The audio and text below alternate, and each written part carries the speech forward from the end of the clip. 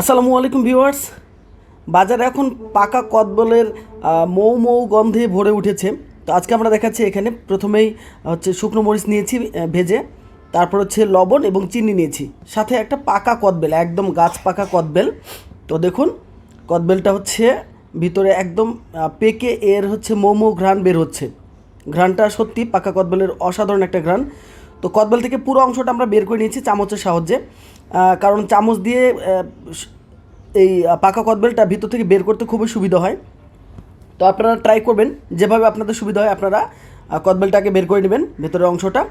তারপর দেখুন এখন যে এখানে ইনগ্রেডিয়েন্টসগুলো আছে, যেমন হচ্ছে যে শুকনো মরিচ, লবণ এবং চিনি, সবগুলো আমরা এখানে ম্যাশ করে নেব। তো দেখতে পাচ্ছেন আমরা এখানে একটা কদবেলের জন্য দুটি শুকনো মরিচ নিয়েছি, আর সাথে কিছু পরিমাণ লবণ নিয়ে নিচ্ছি। লবণ কিন্তু আমরা এখনই সব দিয়ে দিচ্ছি না, তো কিছু পরিমাণ লবণ নিয়ে নিলাম।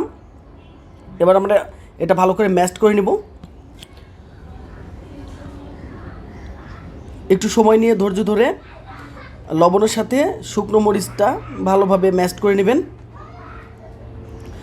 আমরাও সেই কাজটাই করছি। তো দেখুন আমাদের এটা প্রায় হয়ে এসেছে। তো এখন এটা আমরা পাকা কদবেলের অংশের মধ্যে দিয়ে দিচ্ছি।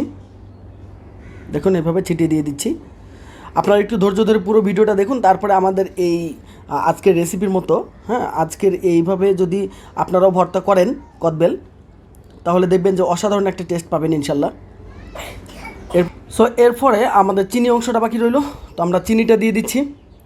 আপনারা যে পরিমাণ চিনি পছন্দ করেন, আপনাদের স্বাদ মতো আপনারা চিনিটা দিয়ে নেবেন, যে যেমন চিনি খেতে পছন্দ করেন। কারণ টকবেল কিন্তু টক ঝালই হয়ে থাকে, মানে টক মিষ্টি হয়ে থাকে। তো এরপরও আমরা কিন্তু আবার ঝাল অংশটা মিশিয়ে দিয়েছি এবং আরও একটু চিনি দিয়ে দিচ্ছি, কারণ টেস্টটা যেন অ্যাপ্রোপ্রিয়েটলি সবগুলো প্রায় সমান হয়ে যায়। তো আমরা যেমন পাকা কদবেলের একটা হালকা টকটক একটা ভাব পাবো, তার সাথে কিন্তু শুকনো মরিচের ঘ্রাণ এবং ঝাল পাবো, এবং সেই সাথে চিনির একটা আলাদা মিষ্টি পাবো। সো আমরা বলতেই পারি যে আজকের এই পাকা কদবেলটা হবে টক ঝাল মিষ্টি। তো এইটার এই যে পাকা একটা কদবেল, এটা যখন এভাবে ম্যাশ করা হবে বা মাখানো হবে, তখন কিন্তু এই যে শুকনো মরিচের ঘ্রাণ সাথে পাকা কদবেলের যে ঘ্রাণ, দুটো মিশে একদম একাকার হয়ে যাবে। তো দেখুন আমাদের এটা ম্যাশ করা শেষ। এখন আমরা এইটা পরিবেশন করছি, মানে এটা এখন খাওয়ার একদম পারফেক্টলি সময় হয়ে গেছে, মানে আমাদের ভর্তাটা কমপ্লিটলি হয়ে গেছে। সো এখন আপনাদেরকে আমরা দেখাচ্ছি যে এই ভর্তাটা হয়ে গেলে আসলে দেখতে কতটা সুন্দর লাগে। দেখুন এই যে পাকা কদবেলের যে ঘ্রাণটা, সেটা সত্যি অসাধারণ লাগে। তো এই পাকা পাকা কদবেলের সেই টক এবং মিষ্টি একটা ঘ্রাণ, এবং তার সাথে এই যে শুকনো মরিচের ঘ্রাণ এবং ঝাল, এটা স্বাদকে করে তুলবে অতুলনীয়। তো এখন দেখুন আমরা একটু অভিনব কায়দায় কদবেলের যে ভাঙা অংশটা ছিল, সেই অংশটার সাথেই আমরা হচ্ছে এই আজকের তৈরি করা কদবেল ভর্তাটা দিয়ে নিচ্ছি, এবং এটা দেখতে একটা অসাধারণ লুক আসার জন্য।